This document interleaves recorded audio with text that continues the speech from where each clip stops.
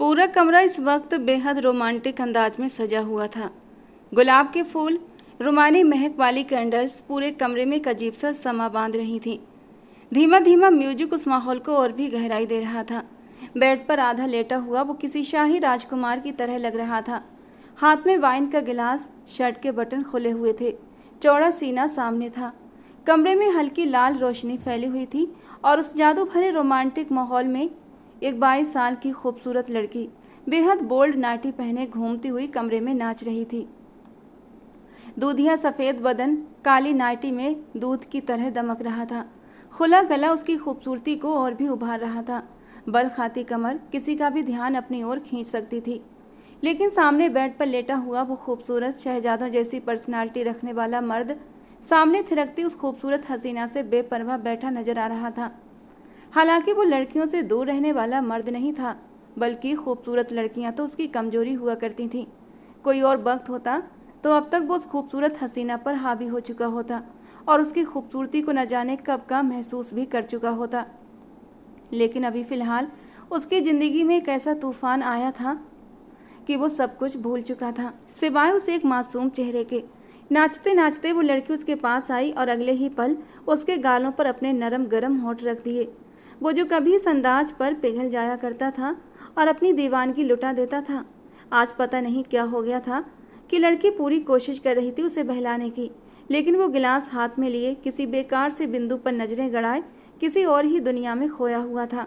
Dance कर कर के थक चुकी सोनिया उसके पास आई और सामने से चुटकी बजाई और अपने बालों को पीछे झटकते हुए एक अदा से बोली, राघव, किन ख्यालों में खोए हो?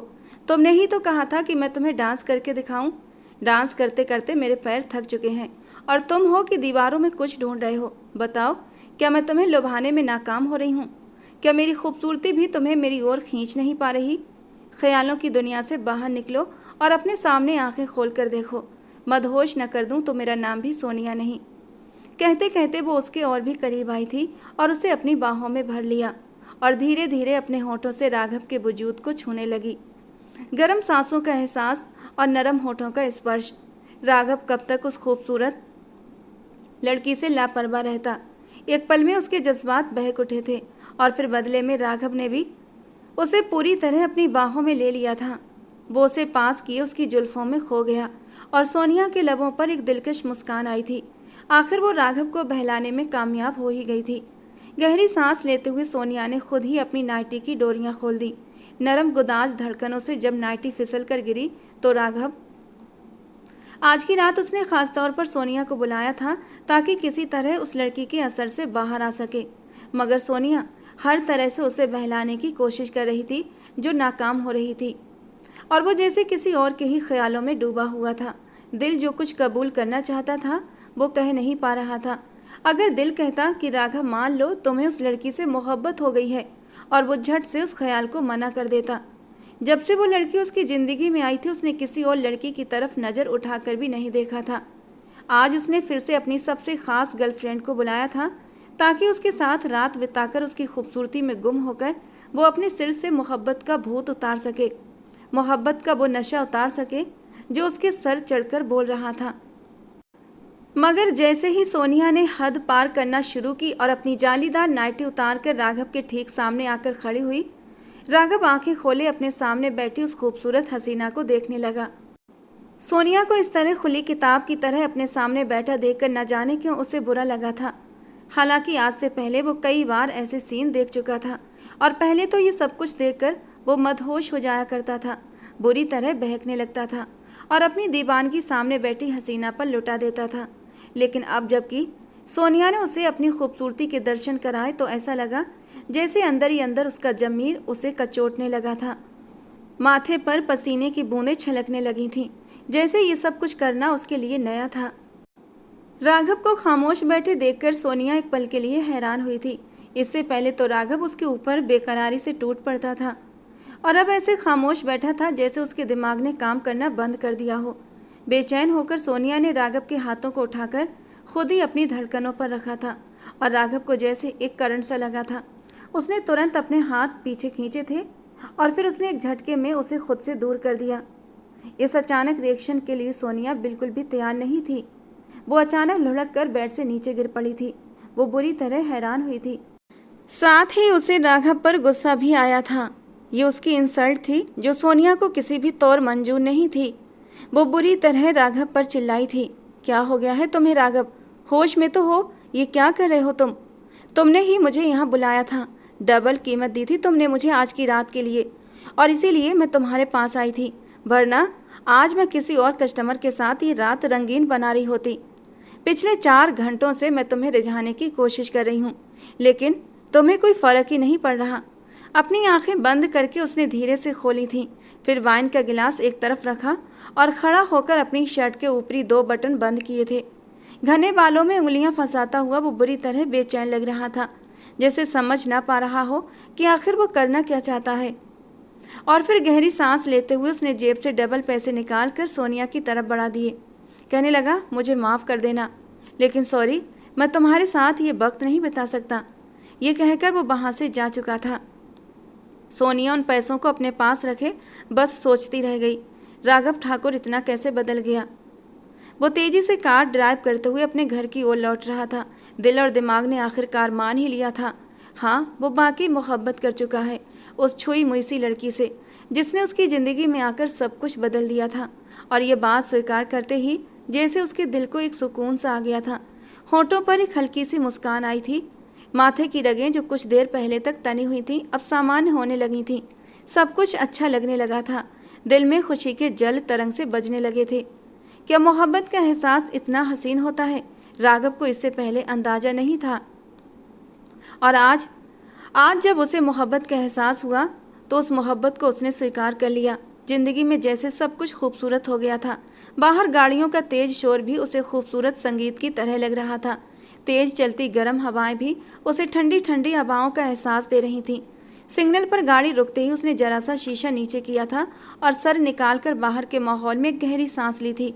उसका जी चाहा वो चीख चीख कर कहे, हाँ मोहब्बत हो गई है मुझे उससे, उस मासूम चेहरे से। मोहब्बत जैसे पवित्र जज्बे की कदर न करने वाले राघव ठाकुर को मोहब्बत हो गई है। वो अपना सब कुछ हार गया है उस छोटी सी लड़की के सामने। सिग्नल खुलने पर उसने अपना सर अंदर किया और गाड़ी आगे की ओर बढ़ा दी। वो मुस्कुराते हुए खुद से ही कबूल कर रहा था, हाँ राघव ठाकुर को उस पागल लड़की से मोहब्बत हो गई। वो पागल लड़की जो कुछ ही समय में उसके दिलो दिमाग पर अपना जादू चला चुकी थी। मैं आपको 50 बार कह चुका हूँ कि इस फाइल को फिर से टाइप कीजिए, मगर आप हैं कि हर बार कोई ना कोई गलती लेकर मेरे सामने आ जाती हैं। जानती भी हैं आप कि मेरी कंपनी पूरी दुनिया में जानी जाती है और आपकी ये छोटी छोटी गलतियाँ मेरे बिजनेस पर कितना बुरा असर डाल सकती हैं। मुझे आपसे इतने अनप्रोफेशनल बर्ताव की बिल्कुल भी उम्मीद नहीं थी। वो उस फाइल की PDF पकड़ाते हुए आग बबूला हो चुका था और अपना सारा गुस्सा सामने खड़ी उस छोटी सी लड़की पर उसने निकाल दिया था। ये देखे बिना कि उसकी ऊंची आवाज़ सुनकर वो छुई मुई सी लड़की किस कदर डर चुकी थी। जब सामने खड़ी लड़की कुछ न बोली तो उसने गुस्से से नजरें उठाकर देखा था। डर से बुरी तरह कांपते हुए वो अपनी उंगलियां मरोड़ रही थी। माथे पर पसीने की बूंदें चमक रही थीं। होंठ जो लाल अनार जैसे हो रहे थे शायद कुछ कहने की कोशिश कर रहे थे, लेकिन डर के मारे कुछ बोल नहीं पा रहे थे, बस धीरे धीरे कांप रहे थे। काले घने बाल जो क्लेचर में कैद थे, लेकिन कुछ बाल निकलकर उसके कंधों पर बिखर रहे थे। गर्दन पर पसीने की बूंदें बहकर जैसे उसके साथ गुस्ताखियां कर रही थीं। राघव की नज़रें उसकी गर्दन से नीचे की ओर खिसकती चली गईं और अगले ही पल उसकी नज़रें सोहा के स्तरीय सौंदर्य पर आकर ठहर गई थीं। राघव के बुलाने पर वो जल्दबाजी में दौड़ी दौड़ी राघव के केबिन में चली आई थी और इस जल्दबाजी में उसे इस बात का होश नहीं था कि गले में पड़ा दुपट्टा वो अपने कंधों पर अच्छे से फैला सके। हालांकि सोहा इस बात का खास ख्याल रखती थी कि वो अपने दुपट्टे को इस तरह अपने कंधों पर फैलाती थी कि सामने वाला उसके नारी सौंदर्य पर नज़र डाल ही नहीं पाता था। लेकिन आज हड़बड़ी में उसका दुपट्टा सिर्फ एक कंधे पर पड़ा हुआ था और आज पहली बार उसका ये खूबसूरत सरापा देखकर राघव का दिल बुरी तरह धड़क उठा था।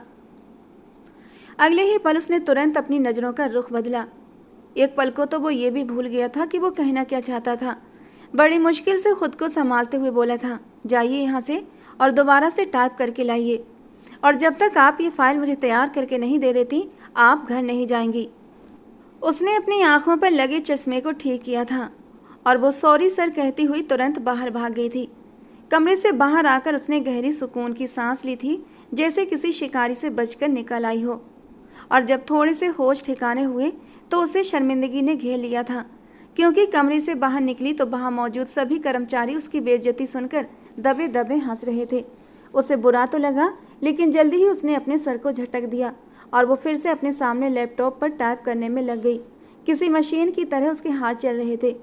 वो अपनी तरफ से पूरी कोशिश कर रही थी कि टाइपिंग में एक भी गलती ना हो, मगर न जाने कैसे उससे गलती हो ही जाती थी। वो उससे ही फाइल हाथ से टाइप करवा रहे थे। शाम के 5 बज चुके थे। धीरे धीरे ऑफिस खाली होने लगा था, मगर वो अब तक उसी फाइल के आखिरी 2 पन्ने लिए बैठी थी। जैसे ही वो टाइपिंग पूरी कर चुकी तो एक गहरी सांस ली थी उसने, जैसे एक बोझ सा सरक गया हो। गहरी सांस छोड़कर उसने पीछे देखा। सामने खिड़की से आसमान पर अब काले बादल छाने लगे थे। मौसम के बिगड़े तेवर देखकर वो बुरी तरह डरी थी। एक तो वैसे ही लेट हो चुकी थी और मौसम ने भी नखरे दिखाना शुरू कर दिए थे। वो टाइम से घर नहीं पहुंचती तो उसकी माँ परेशान हो जाती। और ठीक उसी पल जोर से बिजली कड़की तो वो डर कर रोने लगी। सिसकियों की आवाज़ गूंजती हुई महसूस हुई। चारों ओर देखा तो ऑफिस पूरी तरह खाली हो चुका था। जल्दी से अपने आंसू हथेलियों से साफ किए और अपना सामान समेटा। एक नज़र फिर से बाहर खिड़की पर डाली। मौसम वाकई बहुत ज़्यादा बिगड़ने लगा था। घबराकर उठी और धीरे धीरे कदम उठाती ऑफिस रूम की तरफ आई। सर, क्या मैं अंदर आ सकती हूँ? सोहा ने कांपते हुए होठों से कहा। तो उसने बिजी से अंदाज में कहा, जस्ट कम इन। वो अंदर गई तो सामने बैठे राघव ने आंखें उठाकर सोहा को देखा। इस बार बड़े ही सलीके से दुपट्टा उसके दोनों कंधों पर फैला हुआ था और राघव के चेहरे पर एक दिलकश मुस्कान आ गई थी। वो तो ऐसी खूबसूरत पर्सनालिटी का मालिक था कि जो भी एक बार उसे देख लेता अपना सब कुछ उस पर लुटा बैठता। लेकिन सोहा के दिल में इस इंसान के लिए सिवाय गुस्सा और चिढ़ के दूसरा कोई भाव नहीं था। सिर्फ खूबसूरत होना ही तो सब कुछ नहीं होता ना। इंसान को नरम दिल और दूसरों का एहसास करने वाला भी होना चाहिए, जो कि राघव बिल्कुल भी नहीं था। खड़े खड़े सामने वाले की बेइज्जती करना जैसे उसका पसंदीदा काम था, और यही बात सोहा को उसकी बहुत बुरी लगती थी। एक गहरी सांस छोड़कर वो चलती हुई उसके करीब आई और टेबल के पास झुक गई और जल्दी जल्दी फाइल खोलकर राघव को दिखाने लगी कि इस बार उसने कोई गलती नहीं की है। फाइल दिखाते दिखाते एक बार फिर सोहा का दुपट्टा कंधों से फिसलकर नीचे उसके कदमों में जा गिरा था। जानबूझकर या फिर शायद अनजाने तौर पर राघव ने एक बार फिर गहरी निगाहों से उसके वजूद को देखा। डीप गले से झांकती उसकी खूबसूरती एक बार फिर राघव को मदहोश कर गई थी। वो पहले से काफ़ी रिलैक्स महसूस कर रहा था। अब फिर से उसके जज्बातों में तूफान मचा था। अब इतना शरीफ और मासूम तो वो भी नहीं था कि एक लड़की बार बार उसे अपना वजूद दिखाए, अपनी खूबसूरती का आनंद दे और वो कुछ समझे ही नहीं। या तो ये लड़की भोलेपन की हद पर थी या फिर जानबूझकर भोली बन रही थी। और राघव अंदर ही अंदर धीरे से मुस्कुराया था और फिर एक गहरी नज़र उसे देखा, जो अब भी अपनी नाक पर आए चश्मे को ठीक करते हुए उसे फाइल दिखा रही थी। उसके हाथ से फाइल लेते हुए राघव धीरे धीरे फाइल को पढ़ रहा था और वो उसके पास झुकी फाइल के पेज पलटती जा रही थी। उसके वजूद से उठती खुशबू राघव को पागल कर रही थी। वो खुद को काबू में रखने की पूरी कोशिश कर रहा था, लेकिन एक वक्त ऐसा भी आया जब सोहा ने थोड़ा सा उसकी ओर झुकते हुए फाइल के पॉइंट पर उंगली रखी थी और उसी पल उसके घने खूबसूरत बाल कंधों से फिसलकर राघव के चेहरे पर गिरे थे। उन दोनों के बीच सिर्फ 1 इंच का फासला ही था और राघव ने अगले ही पल वो फासला भी मिटा दिया था, क्योंकि वो अब और ज़्यादा खुद को रोककर रख ही नहीं सकता था। धीरे से राघव ने अपना हाथ उसकी नाजुक बल खाती कमर पर रखा था। सोहा के तो पूरे वजूद में करंट सा दौड़ गया था। घबराकर वो तुरंत सीधी हुई और कहने लगी, सर ये क्या कर रहे हैं आप? छोड़िए मुझे, आप मुझे कैसे टच कर सकते हैं? लेकिन राघव उठकर खड़ा हो चुका था। जब इतना करीब आकर मेरे जज्बातों में आग लगाओगी तो मैं खुद को कैसे संभाल सकता हूँ? कहते हुए उसने अपनी टाई की नॉट को ढीला किया था। वो उसे अपनी बाहों में भरकर अपने सीने से लगा चुका था। सोहा ने सर उठाकर राघव की ओर देखा। उसके चेहरे पर इस वक्त जज्बातों का तूफान था। आंखें जज्बात की शिद्दत से लाल होने लगी थीं। वो धीरे से अपने होंठ सोहा के होंठों के करीब लेकर गया था, इतना करीब कि सोहा की सांसें इस वक्त राघव की होंठों पर बरस रही थीं। वो खुमार भरे लहजे में उसकी आंखों में देखकर कहने लगा, बार बार इशारे करती फिर रही हो मुझे। तुम्हें क्या लगता है कि मैं कुछ समझ नहीं रहा? मिस सोहा, मैं काम के वक्त सिर्फ काम करता हूँ और उसके बाद मेरी शामें यूं ही रंगीन हुआ करती हैं। अभी काम का वक्त ख़त्म हो चुका है, शायद तुम्हारा मूड भी रोमांटिक हो रहा है, तो चलो बताओ, चलोगी मेरे साथ मेरे फार्म हाउस एंजॉय करने? वो उसे थाम कर दीवार से लगा चुका था और अब उस पर धीरे धीरे झुकता जा रहा था, जबकि सोहा तो अपने बॉस के इस रवैये पर रो देने वाली हो गई थी। आंखों में आंसू आ चुके थे। एक झटके से उसने राघव को खुद से दूर किया था और कहने लगी, सर आप होश में तो हैं? मैं यहाँ सिर्फ काम करने के लिए आती हूँ, मैं ऐसी वैसी लड़की नहीं हूँ, शर्म आनी चाहिए आपको। भला आप एक लड़की के साथ ऐसा कैसे कर सकते हैं? और मैंने आपको कोई इशारे नहीं किए हैं, आपको ज़रूर कोई गलतफहमी हुई है। और राघव ने जब उसे रोते देखा तो उसके दिल को कुछ हुआ था। राघव की पकड़ उसकी कमर पर ढीली पड़ी थी। वो तो समझ रहा था कि शायद ये भी बाकी लड़कियों की तरह ही उसके ऑफिस की एक वर्कर है। इससे पहले भी कई लड़कियां उसके ऑफिस में काम करने आई थीं, जो सैलरी बढ़वाने के चक्कर में कभी अपनी शर्ट के बटन खोल देती, तो कभी अनजाने तौर पर उसके करीब होकर उसके जज्बातों में आग लगा देती, तो कभी उसके ऑफिस में आकर हर शर्म और मर्यादा भुलाकर किसी रोमांटिक गाने पर थिरकती हुई उसका दिल बहलाया करती थी। और कई बार तो जब उसका सब्र जवाब दे जाता तो वो अपने ऑफिस रूम को लॉक करके यहीं पर उन लड़कियों के साथ वक्त भी बिता लिया करता था, और वो लड़कियां भी खुशी खुशी अपना आप उसके हवाले कर देती थी। उसके लिए ये सब कुछ करना एक आम सी बात थी। वो हुस्न का दीवाना किसी को भी नहीं छोड़ता था, मगर इस लड़की की आंखों में आंसू देखकर उसे कुछ कुछ महसूस हुआ था। वो फौरन पीछे हट गया और कहने लगा, सॉरी यार, मुझे लगा कि तुम मेरे साथ कुछ टाइम बिताना चाहती हो और इसीलिए मेरे करीब आ रही हो, लेकिन देखो अब रोना बंद करो, कुछ नहीं हुआ है तुम्हारे साथ। लेकिन वो अपना दुपट्टा जो फिसलकर नीचे ज़मीन पर गिर चुका था तुरंत उठाया और फौरन अपने सीने अपने कंधों पर फैलाकर रोते हुए कहने लगी, आपने मेरे साथ गलत करने की कोशिश की है। आपने ये सोच भी कैसे लिया कि मैं कोई ऐसी वैसी लड़की हूँ? मैं मजबूरी के कारण घर से निकली हूँ। मेरी माँ बीमार हैं, उठकर चल फिर भी नहीं सकती। बाप मेरा कब का मुझे छोड़कर जा चुका है। ख़ानदान वाले हम माँ बेटी से मुंह नहीं लगाते, और अगर मैं इज्जत की रोटी कमाने निकली हूँ तो आप जैसे लोग बस हमारी इज्जत का तमाशा बनाना जानते हैं।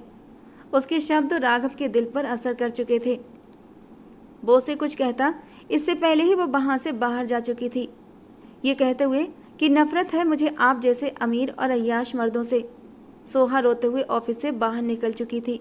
बार बार उसके दिमाग में वो लम्हे घूम रहे थे जब राघव ने उसे पकड़कर अपने सीने से लगाया था। वो उन पलों को चाह कर भी अपने दिमाग से निकाल नहीं पा रही थी। एक हलचल थी जो उसके अंदर भी मच चुकी थी। उसकी मजबूत बाहों और चौड़े सीने से लगकर सोहा की धड़कनों ने भी शोर मचा दिया था।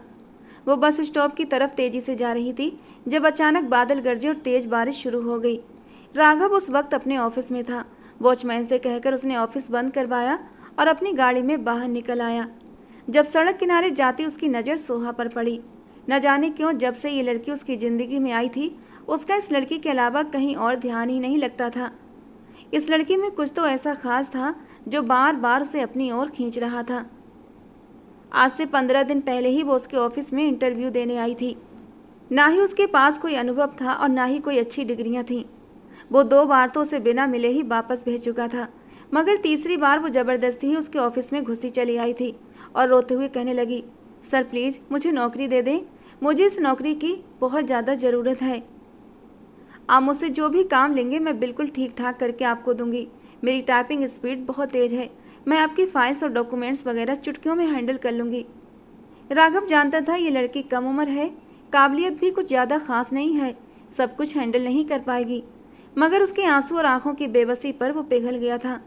वो उसे रख तो चुका था, मगर कुछ तो ऐसा था जो उसकी गलतियों पर भी वो उसे अपने ऑफिस से निकाल नहीं पा रहा था। अभी भी वो बारिश में भीगती चली जा रही थी। उसके काफ़ी एम्प्लॉय थे जो कई किलोमीटर पैदल चलकर आया और जाया करते थे, लेकिन कभी भी उसने अपने उन एम्प्लॉय पर ध्यान नहीं दिया था। मगर इस लड़की को देखकर उसने फौरन गाड़ी रोक दी। सोहा ने अपने पास खड़ी गाड़ी रुकती देखी तो उसके कदम भी रुक गए। गाड़ी का शीशा नीचे करके वो कहने लगा, गाड़ी में बैठ जाओ, बारिश बहुत तेज़ है, मैं तुम्हें तुम्हारे घर ड्रॉप कर देता हूँ। लेकिन वो कहने लगी, नहीं, मैं आपके साथ नहीं बैठूंगी। जो कुछ आपने मेरे अकेले होने का फ़ायदा उठाकर मेरे साथ किया, मैं दोबारा आप पर कभी भी भरोसा नहीं कर सकती। वो इनकार करके आगे की ओर बढ़ी और राघव ठाकुर का गुस्सा 7वें आसमान तक पहुंच चुका था। आज तक लड़कियां उसकी विनती करती आई थीं, उसके आगे पीछे घूमती रहती थीं। ये छटांग भर की लड़की उसे इनकार कर रही थी, ये उसे बर्दाश्त नहीं हो रहा था। उसने गाड़ी वहीं रोकी और गुस्से में बाहर निकला। बारिश बहुत तेज थी, बादल भी जोरों से गरज रहे थे। जब उसने उस लड़की को बाजू से खींचकर अपने सामने किया था और कहने लगा, तुम्हारी इतनी हिम्मत कि मुझे इनकार करो। राघव ठाकुर नाम है मेरा, समझी तुम? चुपचाप गाड़ी में बैठो, अपने आसपास नज़र दौड़ाओ। जानती भी हो दिल्ली के हालात इस वक्त कैसे हैं। रास्ते पर बैठे हुए लड़के तुम्हें किन नज़रों से देखेंगे। एक नज़र सोहा ने अपने आप पर डाली।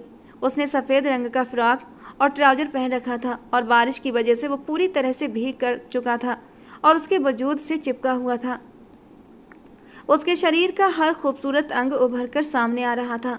उसका बारीक शिफॉन का दुपट्टा ये सब कुछ छुपाने में नाकाम था और इसीलिए उसने गाड़ी में बैठना ही सही समझा। डरते झिझकते ही वो गाड़ी की पिछली सीट पर बैठने लगी तो फौरन राघव कहने लगा, नौकर नहीं हूँ तुम्हारा, बॉस हूँ, यहाँ आगे आकर बैठो मेरे साथ। वो उसके साथ आगे बैठ चुकी थी। वो गाड़ी में बैठते ही गाड़ी स्टार्ट कर चुका था। बेशक मौसम बेहद हसीन था। सुबह से जितनी गर्मी पड़ रही थी, अचानक ही बारिश ने मौसम को ठंडा कर दिया था। ऊपर से गाड़ी में चलता एसी सोहा को सर्दी की वजह से कांपने पर मजबूर कर चुका था, मगर वो चुपचाप बर्दाश्त किए बैठी थी। राघव ने एक नज़र अपने साथ बैठी लड़की को देखा, जो सर्दी की वजह से कांप तो रही थी लेकिन एसी बंद करने के लिए नहीं कह रही थी। एटीट्यूड तो बहुत है इस लड़की में, सोचते हुए राघव ने खुद ही एसी बंद कर दिया था और अपनी सीट की बैग पर पड़ा हुआ टॉवल उठाकर सोहा की ओर बढ़ा दिया। खुद को साफ कर लो। और सोहा ने चुपचाप टॉवल लेकर खुद को साफ करना शुरू कर दिया था। गाड़ी चलाते हुए भी राघव की नज़रें बार बार सोहा की ओर उठ रही थीं। खूबसूरती राघव की कमजोरी थी और उसके बगल में बैठी लड़की खूबसूरती की मिसाल थी। ऊपर से कमसिन जवानी, वो बुरी तरह आउट ऑफ कंट्रोल हो रहा था। लेकिन राघव ठाकुर का असूल था, आज तक उसने कभी किसी लड़की के साथ ज़बरदस्ती नहीं की थी। हालांकि उसका तो बस नहीं चल रहा था कि इस लड़की को भी अपनी बाहों में भर ले और फिर जब तक अपनी शिद्दतें उस पर लुटा न दे तब तक वो उसे कहीं जाने न दे। आज तक राघव ने किसी लड़की को लेकर इस कदर बेखुदी महसूस नहीं की थी। धीरे धीरे गाड़ी एक छोटे से मोहल्ले की तंग गलियों तक पहुंच चुकी थी। आगे का रास्ता काफ़ी तंग था। बारिश अभी भी हो रही थी। जब सोहा ने गाड़ी रुकवा दी, कहने लगी, सर यहीं पर गाड़ी रोक दीजिए, मेरा घर आ चुका है। आपकी गाड़ी बड़ी है, हमारी इन तंग गलियों में नहीं जा सकेगी। ये सुनकर उसने गाड़ी रोक दी थी। जब तक वो नज़रों से ओझल न हुई वो वहीं एक तरफ खड़ा रहा और फिर घर की तरफ चल दिया। घर आया तो सामने ही राघव की माँ नीता देवी बैठी हुई थीं। कहने लगी, बेटा आज आने में इतनी देर क्यों कर दी। वो उसके भीगे कपड़ों को देखकर भी हैरान थी, मगर वो सरसरी सा जवाब देता अपने कमरे में जा चुका था। ठाकुर खानदान का इकलौता वारिस था वो। राघव ठाकुर की तो शान ही किसी से नहीं मिलती थी। कुछ देर बाद ही खाने की टेबल पर सब लोग इकट्ठा थे। वो अपनी माँ के साथ बैठा था, सामने उसके पापा और उसके साथ उसके चाचा बैठे थे। राघव के चाचा की कोई औलाद नहीं थी, इसलिए सारा प्यार शुरू से ही राघव को ही मिला था। खाना खाते हुए भी बार बार उसके दिमाग में सोहा आ रही थी और वो पल राघव के दिल को अभी भी धड़का रहे थे जब उसने सोहा को खुद के करीब किया था। वो खाना अधूरा ही छोड़कर उठ गया था। क्या हुआ बेटा, खाना खाओ। मन नहीं है, कहता हुआ वो दोबारा अपने कमरे की ओर बढ़ गया था और नीता जी उसकी पीठ देखती रह गई थी। आज उन्हें अपना बेटा कुछ बदला बदला सा लग रहा था। अगले 3 दिन तक सोहा ऑफिस भी नहीं आई थी और ये बात उसे बेचैन किए जा रही थी कि कहीं उसकी इस हरकत के बाद सोहा दोबारा उसके ऑफिस ही ना आए, और ये सोचकर उसका दिल बुरी तरह बेचैन हुआ था। उस रोज़ उसने अपने एक एम्प्लॉय से कहलवाकर उसे कॉल भी करवाई थी और जवाब में उसका ये कहना था कि वो नौकरी छोड़ चुकी है, दोबारा कभी भी उस ऑफिस में नहीं आएगी। एक पल के लिए तो राघव का दिल जैसे सिमट सा गया था, लेकिन अगले ही पल वो अपनी पुरानी टोन में वापस आया था। उसका खून जैसे खौल उठा था। भलाई काम से एम्प्लॉय के लिए वो इतना परेशान क्यों होता। वो दिमाग से निकाल देना चाहता था उसे, मगर नहीं, उसके लिए ये करना आसान नहीं था। और उसी रात उसने सोनिया को अपने फ्लैट पर इनवाइट किया था।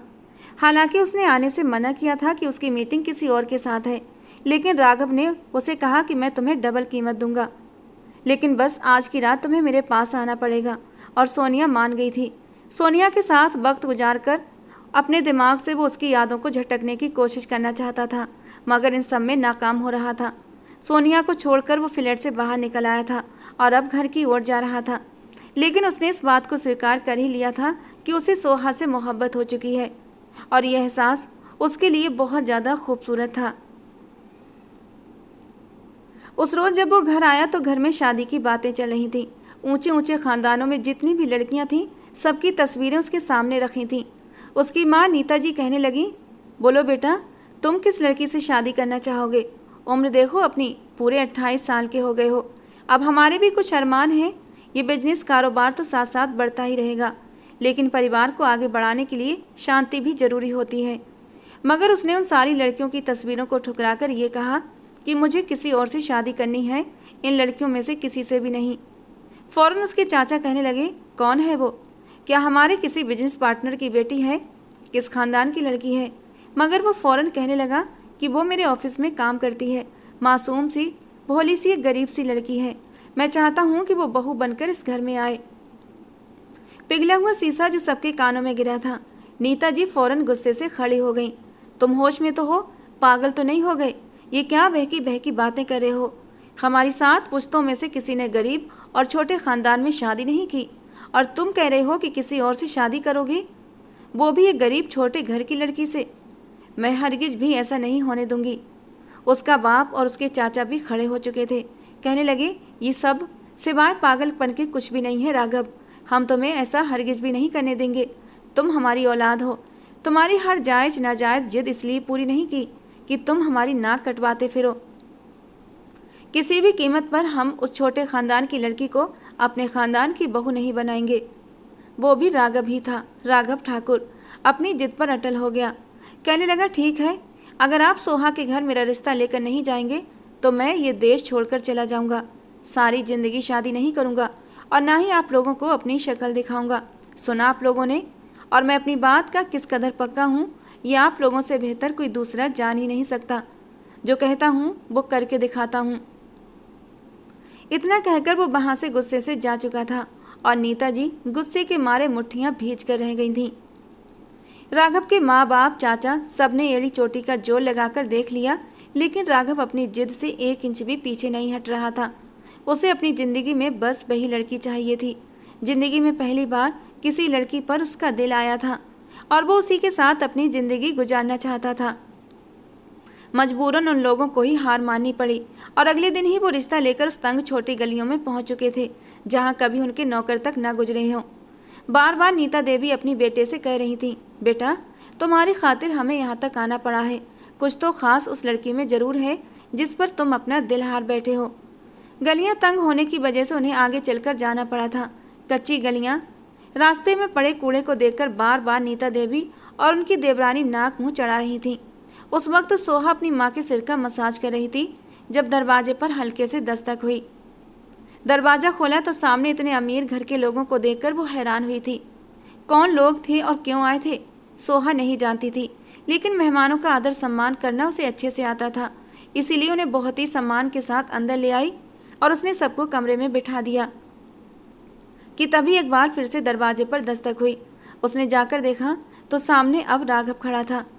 सर को देखकर वो बुरी तरह हड़बड़ाई थी। सर, आप यहाँ? मैं आपकी नौकरी छोड़ चुकी हूँ, मुझे आपके ऑफिस में काम नहीं करना।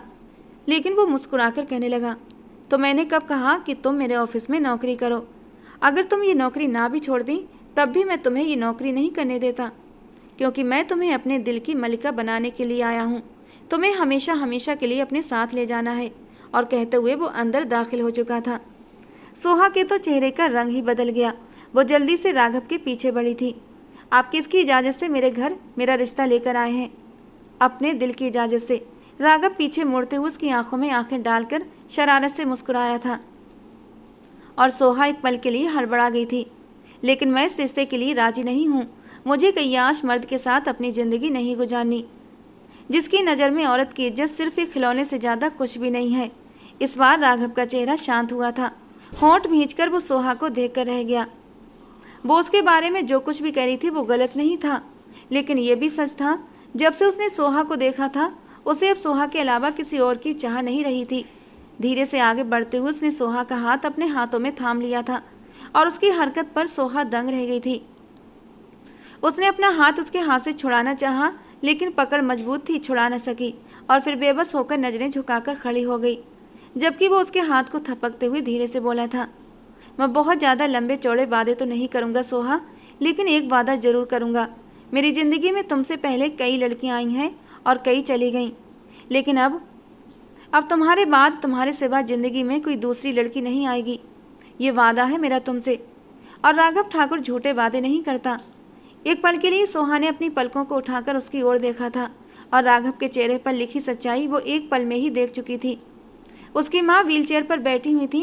कुछ दिन पहले ही वो थोड़ा थोड़ा बोलने के लायक हुई थी। जब उनसे रिश्ते की बात की गई तो वो अटकती हुई जबान में अपनी बेटी का हाथ राघव के हाथ में दे चुकी थी। कुछ दिन बाद ही धूमधाम से शादी का प्रोग्राम शुरू हो गया। शादी का सारा खर्चा राघव ने ही उठाया था। सोहा को तो यकीन नहीं आ रहा था कि राघव ठाकुर उसकी चाहत में इस कदर दीवाना हो सकता है। धूमधाम से शादी के बाद वो विदा होकर राघव के साथ उसके घर आ चुकी थी। उसके चेहरे पर घूंघट था जब उसे कमरे में लाकर बिठाया गया।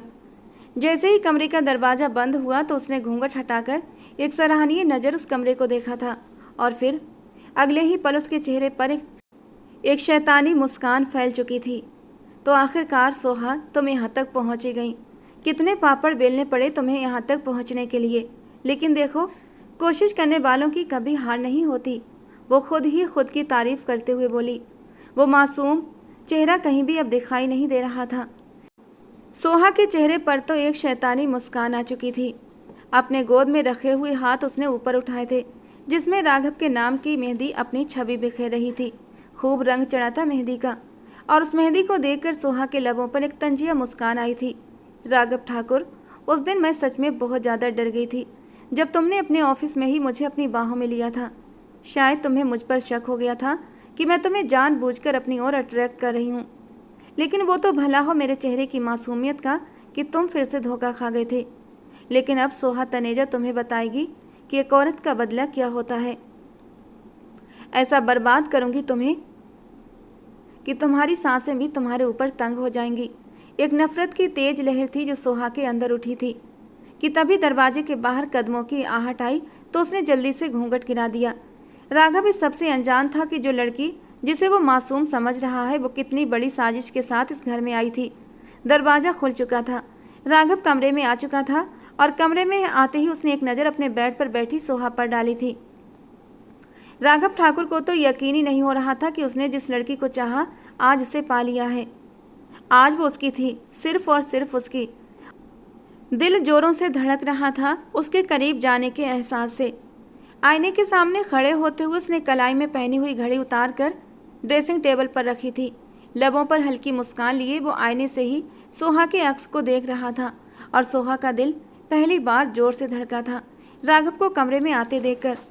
वो जो बड़े ही खतरनाक इरादे लेकर ठाकुर मेंशन आई थी, अब ऐसा लग रहा था शायद ही वो अपने इरादों को पूरा कर पाएगी। मोबाइल, घड़ी और पर्स ड्रेसिंग टेबल पर रखने के बाद वो सोहा के सामने आकर बैठ गया था। जालीदार घूंघट से सोहा ने लरजती पलकों से राघव ठाकुर को देखा था, जो बस एकटक आंखों में चाहत लिए उसे ही देखे जा रहा था। सोहा ने जल्दी से अपनी पलकों को नीचे गिरा दिया था और इस अदा पर राघव ठाकुर कुर्बान हो गया था। उसने फौरन सोहा को घूंघट के साथ ही अपनी बाहों में समेट लिया, मुस्कुराकर उसे महसूस करने लगा और फिर कहने लगा, सॉरी अगर मेरा तुम्हें यूँ छूना कुछ बुरा लगा हो तो, लेकिन बुरा लगना तो नहीं चाहिए। अब मैं तुम्हारा पति हूँ। पता नहीं तुमने मुझ पर कैसा जादू कर दिया है। आज से पहले किसी लड़की को लेकर मैं इस कदर जज्बाती नहीं हुआ जितना तुम्हें लेकर हुआ। ऐसा लगता था जैसे तुम मेरी नहीं हुई तो मेरी ये सांसें रुक जाएंगी, जिंदा नहीं रह पाऊंगा। पूरी ये कायनात, पूरी दुनिया मुझसे रूठ जाएगी। मगर अब तुम मेरी बीवी बन चुकी हो तो जैसे मेरी जान में जान आ चुकी है। मैं वादा करता हूँ तुम्हें हमेशा खुश रखूँगा, तुम्हारी आंखों में आंसू नहीं आने दूंगा, तुम्हें अपने दिल की रानी बनाकर रखूँगा। उसकी हर बात को वो मुस्कुराकर सुन रही थी। यही तो चाहती थी वो। सोहा मुस्कुराकर कहने लगी, मैंने कभी नहीं सोचा था आप मुझसे इस कदर मोहब्बत कर सकते हैं। मेरे दिल में अब भी आपके लिए तो कोई जज्बात नहीं है, लेकिन मैं जानती हूँ बहुत जल्द मैं आपकी इस मोहब्बत का ऐसा बदला दूंगी कि आप हमेशा याद रखेंगे। उस वक्त तो वो उसकी बात समझ नहीं पाया था, मगर आगे चलकर जो कुछ भी उसके साथ होने वाला था वो हैरान कर देने वाला था। और फिर राघव ने उसका घूंघट उलट दिया मुंह दिखाई में उसने उसे अपने खानदानी कंगन पहनाए थे। और जब राघव के हाथ सोहा के वजूद पर शरारत करने लगे तो सोहा को एक करंट सा लगा था, लेकिन वो चाह कर भी राघव से दूर ना हो सकी। धीरे धीरे राघव उसके करीब होने लगा था और जब राघव ने उसके की डोरियां खोलकर उसके वजूद से हटाया तो एक पल के लिए सोहा की आंखों में नमी उतर आई थी। राघव चौंक उठा। Soha, are you okay? तुम इस तरह रिएक्ट क्यों कर रही हो? आज तो हमारी सुहागरात है ना, फिर तुम्हारी आंखों में ये नमी क्यों? क्या मेरा तुम्हें अपने करीब आना अच्छा नहीं लगा? और सोहा ने जल्दी से सर ना में हिला दिया था। ऐसी बात नहीं है राघव, बस मैं थोड़ा डर गई थी। और राघव ने गहरा सांस लेते हुए उसे अपने सीने में छुपा लिया था। आई नो, ये तुम्हारी लाइफ में पहली बार है, बट मुझ पर यकीन रखो, मैं अपनी जान को बिल्कुल भी हर्ट नहीं करूँगा। वो बहुत ही प्यार से सोहा को समेटने लगा था और न चाहते हुए भी सोहा ने अपना आप उसके हवाले कर दिया था। पूरी रात वो उस पर अपनी शिद्दतें निछावर करता रहा और वो किसी कठपुतली की तरह उसके हाथों इस्तेमाल होती रही। उसके लिए ये सब कुछ करना जरूरी था। अगर वो अपना आप राघव को न सौंपती फिर वो अपने मकसद को हासिल नहीं कर सकती थी। अगले दिन राघव के उठने से पहले ही वो उठ चुकी थी। नहाकर बाथरूम से बाहर निकली तो कमरे से बाहर चली आई। घर के सभी लोग उस वक्त सो रहे थे। जब वो जल्दी जल्दी एक कमरे के पास आकर रुक गई, उसने धीरे से दरवाज़ा खोला तो अंदर वो दोनों एक दूसरे की बाहों में बाहें डालकर सो रहे थे। उन्हें एक दूसरे के पास लेटा देखकर सोहा के अंदर नफरत के जज्बात भड़कने लगे। गुस्से से, इंतकाम की आग से उसके अंदर एक शोर सा मचा था। उसने दरवाजे को बंद किया और आंखों में आए आंसुओं को साफ करती हुई वहां से हट चुकी थी। आज उसका रिसेप्शन था। व्हीलचेयर पर उसकी माँ को उसकी मौसी भी लाई थी और ख़ानदान के कुछ और भी लोग आए थे, मगर उन सबको नीचा दिखाने की कसर नीता देवी ने नहीं छोड़ी थी। नीता देवी अपनी देवरानी महिमा के साथ मिलकर उन्हें खूब सुना रही थी कि तभी वहाँ पर राघव के चाचा सुनील जी आए। सभी मेहमान मिले, मगर जैसे ही सोहा की माँ की नज़र उन पर पड़ी तो एकदम से उनका जिस्म कांपने लगा था। सांसें फूलने लगीं। लंबी लंबी सांसें लेकर वो कहने लगी, ये यहाँ पर क्या कर रहा है? ये यहाँ कैसे आया? बताओ, इसका राघव से क्या रिश्ता है? वो साथ बैठी सोहा की मौसी से कहने लगी, दीदी परेशान क्यों हो रही हो? ये तो राघव के चाचा हैं, चाचा ससुर हैं सोहा के। मगर ये जानकर उनका सांस और भी ज़्यादा फूलने लगा। सामने स्टेज पर सोहा से सुनील ठाकुर मिल रहा था, उसके साथ खड़ा था और सोहा भी उसके साथ हंसकर बातें कर रही थी। ये मंजर देखकर सोहा की माँ ने खुद को व्हीलचेयर से नीचे गिरा दिया। एकदम से वहाँ पर लोग इकट्ठा होने लगे। फ़ौरन उन्हें अस्पताल लेकर जाया गया, जहाँ पर डॉक्टर ने ये खबर सुनाई कि उन्हें हार्ट अटैक हुआ है। वो लगातार सोहा को अटकते हुए पुकार रही थी और सोहा रोते हुए अपनी माँ के पास इमरजेंसी रूम में गई थी। रो रो कर कह रही थी कि माँ, आपको कुछ नहीं होगा, मैं आपको कुछ नहीं होने दूंगी। मगर वो अटकते हुए कहने लगी, ये सब कुछ क्या है सोहा? तू जानती है ना, तेरे पति का चाचा कोई और नहीं बल्कि सुनील है, जिसने हमारी जिंदगियां बर्बाद कर दी थी। आंखों में गम और गुस्सा लिए सोहा कहने लगी, माँ, इसीलिए तो मैंने शादी की है राघव से। मैं उन लोगों से बदला लूँगी जिस तरह इस ठाकुर ख़ानदान वालों ने हमारी ज़िंदगियाँ बर्बाद की, हमें पल पल मौत के लिए तड़पाया। ठीक वैसे ही मैं उनके लिए इस लाडले सपूत राघव ठाकुर को मारकर अपनी बर्बादी का बदला लूँगी। छीन लूँगी राघव की सांसों को। तड़प तड़प कर मरेगा राघव ठाकुर, और राघव ठाकुर की मौत से ये पूरा ठाकुर ख़ानदान बिखर जाएगा। उसने आखिरी बातें अपने मन में सोची थी। ये तो सोहा जान चुकी थी कि राघव को अपने सगे बाप से ज़्यादा उसका चाचा सुनील ठाकुर प्यार करता था। वो अपने बाप से ज़्यादा अपने चाचा के ही करीब था। वो अपनी माँ से वादा कर चुकी थी कि वो उनका बदला जरूर लेगी। अभी वो ये बातें कर ही रही थी जब उसकी माँ को मौत की आखिरी हिचकी आई थी। वो फ़ौरन डॉक्टरों की ओर भागी थी। उसे कमरे से बाहर निकाल दिया गया, मगर कुछ ही देर बाद डॉक्टर ने आकर उसे बताया कि उसकी माँ हमेशा हमेशा के लिए दुनिया छोड़कर जा चुकी हैं। ये सदमा उस पर बहुत भारी था।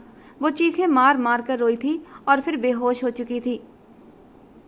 सोहा ने बचपन से लेकर जवानी तक तकलीफ़ें ही उठाई थीं। जब से होश संभाला था अपनी माँ से यही सवाल करती आई थी, मम्मी मेरा बाप कहाँ है? मेरी सहेलियों के बाप आते हैं उन्हें लेने के लिए, उनके साथ वो स्कूल भी आती हैं, वो उन्हें खिलौने लाकर देते हैं, मगर मेरे पापा तो कभी मुझसे मिलने नहीं आते। सोहा की माँ हर बार उसे टाल दिया करती थी कि वो दूसरे शहर रहते हैं, तुम्हारे लिए बहुत सारे खिलौने लेकर आएंगे, लेकिन एक दिन तो वो बार बार जिद करने लगी तो सोहा की माँ ने उसे बता ही दिया कि तुम नाजायज औलाद हो, कोई बाप नहीं है तुम्हारा और ना ही कभी होगा। मैं तुम्हें इस दुनिया में लेकर आई, एहसान मानो इस बात का। आसान नहीं होता कुंवारी लड़की के लिए बच्चा पैदा करना। ये सुनकर सोहा के दिल और दिमाग पर काफ़ी असर पड़ा था। उस वक्त वो सिर्फ 16 साल की थी जब उसकी माँ ने उसे बताया था कि वो जिस आदमी को पसंद करती थी उसने उसे मोहब्बत के जाल में पूरी तरह फंसा लिया। शादी के लालच में वो उसे भगा कर ले आया था, मगर जब उसके घर वालों से उसे मिलवाया गया तो नीच, कमजात और दूसरी बिरादरी से होने की वजह से उन्होंने इनकार कर दिया। सोहा की माँ ने बताया कि मेरे आशिक ने मेरे साथ कई रातें गुजारी। हर बार ये कहता कि हम शादी करेंगे और फिर एक दिन वो मुझे कोठे पर बेचकर चला गया, क्योंकि उसके जैसे ही बहुत ऊंचे ख़ानदान की सबसे खूबसूरत लड़की से उसकी शादी होने वाली थी। वो मुझे उस नरक में छोड़कर चला गया। अभी कोठे पर रहते हुए मुझे 5 ही महीने हुए थे कि मैं प्रेग्नेंट हो गई। ये बात मैंने कोठे की मालकिन से छुपाई थी, वरना वो मेरा बच्चा दुनिया में आने नहीं देती। और जब कोठे की मालकिन को शक हुआ तो उसने मुझे बहुत मारा और मुझे अस्पताल लेकर आई। कहने लगी, तो खूबसूरत है, जवान है, सोने के अंडे देने वाली मुर्गी है तू, बच्चे पैदा करके खुद को ख़राब कर लेगी तो ग्राहक कैसे आएंगे। उसने मेरे अबॉर्शन के लिए डॉक्टर से बात कर ली थी। डॉक्टर ऑपरेशन रूम में आने ही वाला था कि एक नर्स की मदद से मैं वहाँ से भाग निकली और एक नए शहर में चली आई जहाँ मैंने तुझे जन्म दिया। कैसे तुझे जन्म दिया, कैसे तुझे पाल पोस कर बड़ा किया, ये मैं ही जानती हूँ। मैं तिल तिल मरी हूँ उस सुनील ठाकुर की वजह से। उसने मेरी ज़िंदगी बर्बाद कर दी। साथ ही साथ तेरे ऊपर नाजायज होने का धब्बा भी उसी सुनील ठाकुर की वजह से लगा। अपनी माँ के मुंह से ये हकीकत सुनकर सोहा उस दिन बहुत रोई थी। इस सदमे से उसके नाना नानी भी मर गए थे, सिवाय एक मौसी के, और कोई भी साथ न था उनके। वो सोच चुकी थी कि जिस तरह ठाकुर ख़ानदान ने उसे और उसकी माँ को बर्बाद किया, ठीक वैसे ही वो इन लोगों को भी बर्बाद करेगी। यही वजह थी कि सारी जानकारी इकट्ठा की थी कि वो राघव ठाकुर तक कैसे पहुँच पाए ताकि उसे शादी करके उस घर में पहुँच सके और राघव ठाकुर को मार कर बदला ले सके। बदला और जुनून उसे यहाँ तक ले आए थे, मगर इस समय उसकी माँ बिल्कुल अनजान थी। माँ के मरने के बाद वो पूरी तरह अब अकेली रह गई थी। ऐसे में राघव ही था जिसने उसे पूरी तरह संभाला हुआ था। सोहा जब भी अपनी माँ को याद करके रोती तो राघव उसके आंसू पोंछता था, उसे अपने सीने में छुपा लेता। उसे सोहा के आंसू तकलीफ देते थे। वो सच में सोहा से जुनूनी मोहब्बत करने लगा था, बिल्कुल बच्चों की तरह उसके नाच नखरे उठाता। उसे अपनी माँ के सदमे से बाहर आने में पूरा साथ दिया था। उसकी माँ को मरे हुए 8 दिन हो चुके थे और उसने सोच लिया था आज राघव ठाकुर को मारकर अपनी माँ को इंसाफ जरूर दिलाएगी। राघव ठाकुर ऑफिस गया हुआ था जब उसने दूध में एक दवा मिला दी। ऐसा करते हुए उसके हाथ बुरी तरह कांपने लगे थे, लेकिन जल्दी ही उसने खुद को संभाला था। शाम को राघव घर आया तो आज सोहा उसे बहुत खुश दिखाई दे रही थी। राघव उसे खुश देखकर खुद भी खुश हो गया था। शादी की पहली रात के बाद वो दोबारा से उसके करीब नहीं गया था, क्योंकि सोहा परेशान सी रहती थी और वो उसे और परेशान नहीं करना चाहता था। लेकिन आज उसका हंसता मुस्कुराता चेहरा देखकर राघव को बहुत ज़्यादा खुशी हुई थी। उसने करीब आते हुए सोहा को अपनी बाहों में भर लिया था। क्या बात है, आज तो हमारी जान बहुत ज़्यादा चहक रही है। क्या कोई ख़ास बात? कहते कहते उसने सोहा के माथे पर अपने होंठ रखे थे और प्यार से उसके चेहरे को अपने हाथों में भरकर जरा सा ऊपर उठाया था। एक पल के लिए सोहा की नज़रें झुक गई थीं। इस खुशी की कोई ख़ास वजह? राघव प्यार से पूछ रहा था। कोई ख़ास वजह नहीं, बस मैंने सोचा कि मैं परेशान रहती हूँ तो मेरी वजह से आप भी परेशान रहते हैं, इसीलिए खुद को खुश रखकर मैं आपको भी खुश रखना चाहती हूँ। धीरे से उसकी बाहों से निकलते हुए सोहा ने बहाना बनाया था, जबकि राघव ने आगे बढ़कर दोबारा से उसे पीछे से अपनी बाहों में समेटा और उसकी गर्दन पर अपने होंठ रख दिए थे। अच्छी बात है, पति को खुश करना पत्नी का सबसे पहला धर्म होता है। जानती हो कितना तड़पता हूँ तुम्हारी संगत के लिए, लेकिन मजबूर हूँ। जब तक मेरी सोहा खुद से मेरे करीब नहीं आएगी उसे परेशान नहीं करूँगा, यही वादा किया है खुद से मैंने। लेकिन आज तो लगता है दिल के अरमान पूरे होने वाले हैं। वो शरारत से उसके कान में सरगोशी करते हुए हल्के से उसके कान को काट गया था। राघव की गर्म सांसों की तपिश वो अपनी गर्दन पर महसूस कर रही थी और दिल जोरों से धड़क रहा था। खुद को संभालती हुई उसने साइड टेबल पर रखा दूध का गिलास राघव की ओर बढ़ाया था। मैंने आपके लिए अपने हाथों से बनाया है ये बादाम वाला दूध। आपकी सारी थकान 1 मिनट में उतर जाएगी। इतने प्यार से तो जहर भी पिलाओ तो वो भी पी लूँगा। कहते हुए राघव ने उसके हाथ से गिलास ले लिया था और सोहा का दिल धक से हुआ था। राघव ने गिलास अपने होठों से लगाया ही था कि सोहा ने आगे बढ़ते हुए गिलास में हाथ मारा था। न जाने उसे क्या हुआ था, वो खुद भी समझ नहीं पाई थी और उसकी इस हरकत पर राघव हैरान रह गया था। सोहा, तुम्हारी तबीयत तो ठीक है ना? दूध क्यों गिरा दिया? वो मैंने इसमें चीनी डाल दी थी, लेकिन आप तो सारी चीज़ें विदाउट शुगर लेते हैं ना, बस इसीलिए। तो इसमें इतना रिएक्ट करने की क्या ज़रूरत थी? चीनी ही तो थी, कोई जहर तो नहीं था ना? मैं सरला से कहकर इसे साफ कराती हूँ। वो उसे नज़रें चुराती हुई जल्दी से कमरे से बाहर निकल गई थी, जबकि राघव उसकी हरकत पर हैरान रह गया था। वो अब हमेशा उदास उदासी रहने लगी थी। उसने एक बार फिर उससे संबंध बनाने के लिए नहीं कहा था, ना ही किसी तरह उसे तंग करने की कोशिश करता था।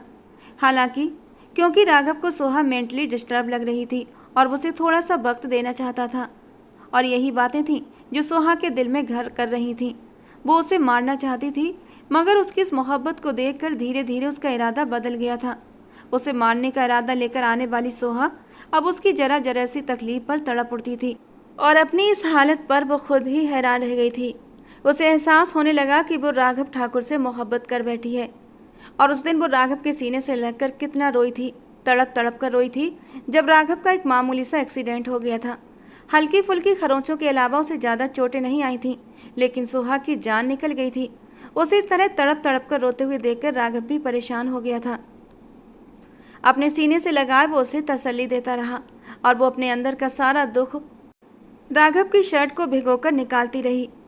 राघव ने भी उसे रोने दिया था।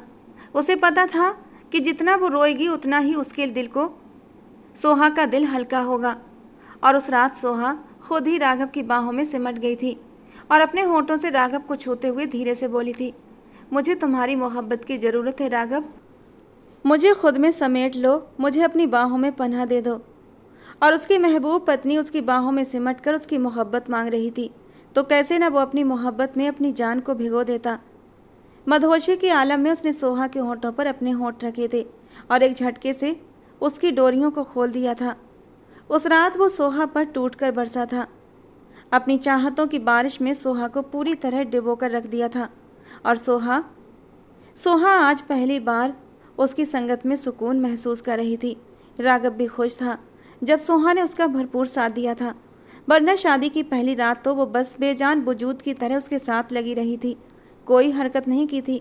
और उस समय राघव ने इस बात को उसकी शर्म समझा था, लेकिन आज सोहा का इस तरह खुलकर उसके सामने आना राघव को बहुत अच्छा लगा था। सोहा का मन अब राघव की तरफ से बिल्कुल बदल चुका था। राघव बहुत अच्छा था, सबसे बढ़कर उससे बहुत मोहब्बत करता था, और वो खुद भी तो राघव से कितनी मोहब्बत करती थी। और फिर उसने अपना इरादा बदल लिया था, बल्कि उसका ज़मीर उसे अंदर से कचोटने लगा था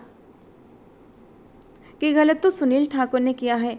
राघव के चाचा ने इस सारे रीति रिवाजों और हवेली की मालिक उसकी माँ भी तो हो सकती थी, और नहीं बनाया तो सुनील ठाकुर ने नहीं बनाया था उसकी माँ को इस घर की बहू, मगर दूसरी औरत की खातिर उसकी माँ पल पल इच्छाओं के लिए तड़पती रही थी। ये सोचकर वो गुस्से से भर चुकी थी। धीरे धीरे उसने ठाकुर हवेली के कामों में हाथ बटाना शुरू कर दिया था। उसने सबका दिल जीतने की पूरी कोशिश की थी, और फिर इस परिवार के मर्दों ने भी उसे स्वीकार कर लिया। एक शाम सुनील ठाकुर जिस गाड़ी में अपनी बीवी के साथ जाने वाले थे, उसने सबकी नज़रों से बचकर गाड़ी के पेट्रोल की टंकी लीक कर दी और कुछ ऐसा किया कि बीच रास्ते में गाड़ी की ब्रेक फेल भी हो सकती थी। सुनील ठाकुर घर से जाने के लिए निकल चुका था जब कुछ देर बाद कॉल आई कि दोनों का बुरी तरह एक्सीडेंट हो चुका है। सोहा के चेहरे पर एक जीत की मुस्कान आई थी। उसने इस खबर को सुना था, मगर अस्पताल पहुंचने पर उसे पता चला कि सुनील ठाकुर की बीवी की दोनों टांगें टूट चुकी हैं, जबकि सुनील के चेहरे पर हल्की चोट आई है। इसके बाद भी उसने अनगिनत प्लान सुनील को मारने के लिए बनाए थे, बस किसी तरह उसे परेशान करके रख देती और अपनी माँ की तकलीफ़ों का बदला ले लेती, मगर वो हर बार बच जाता था। एक दिन वो किचन में सरला के साथ खाना बनाने में उसकी मदद कर रही थी कि तभी अचानक उसकी तबीयत ख़राब होने लगी। उसी समय राघव घर आया था। जब उसे डॉक्टर के पास लेकर गया तो डॉक्टर ने उन लोगों को खुशखबरी सुना दी कि वो माँ बनने वाली है। ये खबर सुनकर तो एक पल को जैसे वो सब कुछ भूल चुकी थी, खुशी से राघव के गले लग गई। घर आने से पहले मिठाइयों की टोकरी लेकर राघव घर आया था। उस समय घर के सभी बड़े घर में ही मौजूद थे। जब राघव के माँ बाप, चाचा चाची को पता चला तो उनकी खुशी की भी कोई हद न रही। सुनील ठाकुर ने तुरंत खुशी से सोहा को अपने गले लगा लिया और फिर जेब से पैसों की गड्डी निकालकर उसके सर के ऊपर से वारते हुए गरीबों को दे दी। इसके बाद दोनों बच्चों के दान पुण्य करने के लिए उन्होंने लाखों रुपये यूं ही उड़ा दिए।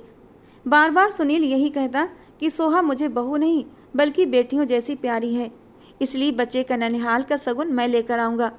उसका तो जी चाहता कि चीख चीख कर सबके सामने बता दे कि हकीकत क्या है, लेकिन वो उस खुशी के मौके पर ये सब कुछ नहीं करना चाहती थी। वक्त यूं ही धीरे धीरे आगे बढ़ने लगा था। सोहा भी पूरी तरह अब राघव की मोहब्बत में डूब चुकी थी। जिस तरह उसका इस घर में ख्याल रखा जाता था, वो किस्मत का लिखा समझकर सब कुछ भूलती जा रही थी। मगर हाँ, उसने सोचा था कि जब बच्चे की पैदाइश हो जाएगी उसके बाद वो पूरे परिवार वालों के सामने सारी हकीकत बता देगी कि वो किसकी बेटी है। उसके बाप का कोई अता पता नहीं है और वो यहाँ सुनील ठाकुर से बदला लेने आई थी। मगर इससे पहले ही एक ख़तरनाक तूफान उसकी ज़िंदगी में आने वाला था। डिलीवरी में कुछ जटिलताएं थीं, जिसलिए डॉक्टर ने डिलीवरी के 7 दिन पहले ही सोहा को अस्पताल में एडमिट कर लिया था। इसी दौरान घर में अलग अलग जगहों पर लगे सीसीटीवी कैमरों को चेक किया गया था। हर महीने चेक करने के बाद पुराना डेटा डिलीट कर दिया जाता था, मगर कई महीनों से डेटा डिलीट नहीं किया गया था। जब उनका वफादार नौकर सीसीटीवी फुटेज डिलीट कर रहा था तो उसे एक वीडियो नज़र आई थी, जिसमें इस घर की इकलौती बहू गाड़ी के टायर से हवा निकाल रही थी और एक ख़ास तरह की डिवाइस से पेट्रोल की टंकी लीक कर रही थी। उसने तुरंत राघव को बुलाया था। साथ ही सुनील और राघव का बाप भी आ चुका था। इसके बाद कई वीडियो देखी गई। घर के अलग अलग जगह, घर के अंदरूनी हिस्सों में लगे कैमरों में ऐसे बहुत से खुलासे हुए थे, जिसके बाद नतीजा ये निकला कि ये लड़की इस घर के लोगों की दुश्मन बनकर आई है। इस घर के लोगों को नुकसान पहुंचाना उसका मकसद है। राघव के तो चेहरे का रंग ही उड़ चुका था। सुनील ठाकुर और उसके बाप ने कहा, देखा, तभी कहते थे अपनी बराबरी के लोगों में शादी करो, खुद से कम के लोगों में शादी करोगे तो यही सब कुछ होगा। अब बताओ, ये लड़की ये सब कुछ क्यों कर रही थी? ऊपर से तुम्हारे बच्चे की माँ भी बनने वाली है। अब ये लड़की हमारे इस घर में नहीं आएगी, उसे सख्त से सख्त सज़ा दी जाएगी। लेकिन राघव का दिल अब भी सोहा को गलत मानने के लिए तैयार नहीं था। और जब नौकर बिरजू ने उसके सामने एक वीडियो ओपन करी, जिसे देखते ही राघव को लगा जैसे उसके सर पर हवेली की छत आकर गिरी हो। राघव की जान ले सकती है वो लड़की, राघव सोच भी नहीं सकता था। उस वीडियो में वो दूध में कुछ सफ़ेद सफ़ेद सा पाउडर मिला रही थी और वो कुछ और नहीं बल्कि जहर था। राघव गुस्से से आग बबूला हो चुका था। मोहब्बत तो जैसे उड़नछू हो चुकी थी। अस्पताल में उसकी बीवी ने बेटे को जन्म दिया था, जिसे देखकर वो कुछ ही देर पहले तो आया था। नफरत और दुख इस कदर बढ़ा कि उसने तुरंत अपनी माँ से कहा कि बच्चे को घर लेकर आओ, मगर अब सोहा से हमारा कोई संबंध नहीं रहेगा। सोहा को जब होश आया तो वो राघव को पुकारने लगी, मगर नर्स ने यही कहा कि वो लोग आपका बच्चा लेकर जा चुके हैं। सोहा के तो होश उड़ गए थे ये बात सुनकर। बार बार उसने राघव के नंबर पर कॉल की, मगर किसी ने कॉल नहीं उठाई। बड़ी मुश्किल से वो खुद ही घर पहुंची थी। घर में तो जैसे शोक का माहौल था। आकर कहने लगी, राघव, ये सब क्या है? मैं वहाँ अस्पताल में आपका इंतज़ार कर रही हूँ और आप मेरे बच्चे को लेकर आ गए। और तभी एक जोरदार थप्पड़ उसके मुंह पर पड़ा था। राघव कहने लगा, खबरदार, अपनी गंदी जबान से मेरा नाम मत लो। मैं तुम्हें इस घर में अपनी मोहब्बत बनाकर लाया था, तुम्हें इज्जत दी, मान दिया, घर के हर सदस्य ने तुम्हें स्वीकार किया, तुम्हें पलकों पर बिठा कर रखा, और तुम आस्तीन का सांप निकली। कहाँ कमी रह गई थी मेरी मोहब्बत में जो तुम ये सब कुछ करती रही? उसने वो वीडियोज उसके सामने लाकर रख दी, जिसे देखकर सोहा को लगा कि जैसे बीता हुआ समय किसी ने उठाकर उसके सामने रख दिया हो। वो फूट फूट कर रोने लगी, कहने लगी, राघव, मैं सारी हकीकत आपको बताने ही वाली थी, मगर मुझे नहीं पता था इससे पहले ही आपको ये सब कुछ इस अंदाज में पता चलेगा। राघव उसकी कोई बात सुनना ही नहीं चाहता था, मगर यहाँ पर भी सुनील ठाकुर ही था जिसने आगे बढ़कर कहा, लड़की कुछ कहना चाहती है तो उसकी बात सुन लो। सोहा रोते हुए कहने लगी, ये सब कुछ सिर्फ आपकी वजह से हुआ है, सारे फसाद की जड़ आप ही हैं। राघव उस पर हाथ उठाने ही वाला था, मगर सुनील ने उसे रोक दिया। अब सोहा रोते हुए सब कुछ बताने लगी।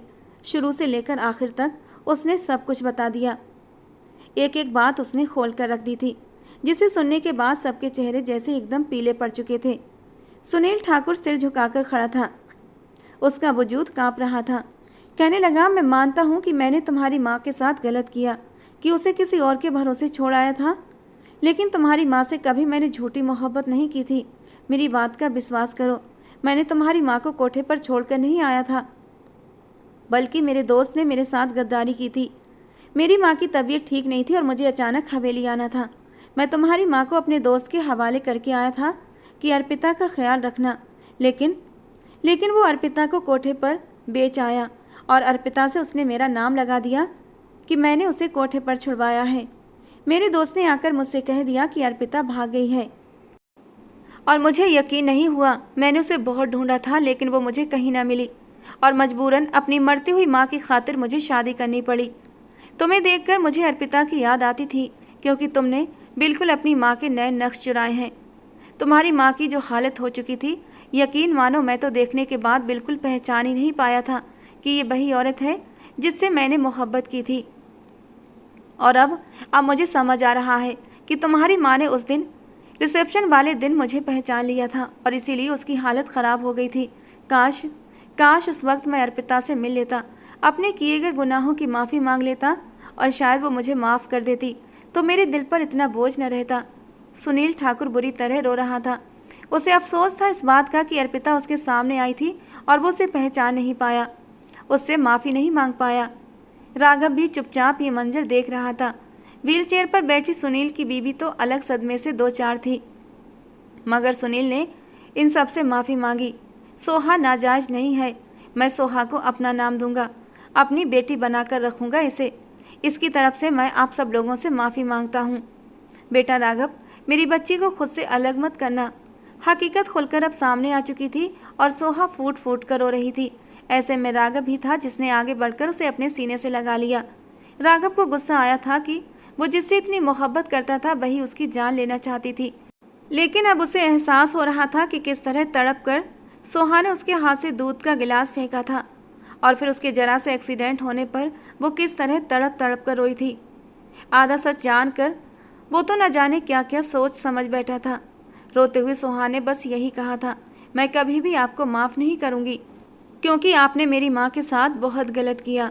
हकीकत सामने लाना मेरा फ़र्ज था जो मैंने किया। और सुनील ठाकुर अफसोस से सोहा को देखते रह गए थे। कुछ दिन बाद एक बहुत बड़ी दावत रखी गई थी। राघव और सोहा के बेटे संजू की खुशियाँ मनाई गईं और फिर वो दोनों उस हवेली को छोड़कर हमेशा के लिए शहर चले आए। यहीं पर अपनी ज़िंदगी बसर करने लगे। जो कुछ होना था वो अतीत में हो चुका था। सुनील ठाकुर ने अपनी ज़िंदगी में ही अपने हिस्से की सारी ज़मीन सोहा के नाम कर दी थी। शायद इसी तरह वो अपनी गलतियों पर पछतावा जाहिर करना चाहते थे। गिले शिकवे दूर हुए तो दोनों की ज़िंदगी में एक बार फिर खुशियाँ लौटने लगी थीं। सोहा और राघव दोनों ज़िंदगी में आगे बढ़ चुके थे। दोस्तों, आज की हमारी कहानी आपको कैसी लगी कमेंट बॉक्स में ज़रूर बताना। पसंद आई हो तो प्लीज़ लाइक करना। रोज़ एक नई और रोमांटिक कहानी सुनने के लिए हमारे चैनल को सब्सक्राइब करना। मिलते हैं दोस्तों अगली किसी नई कहानी के साथ।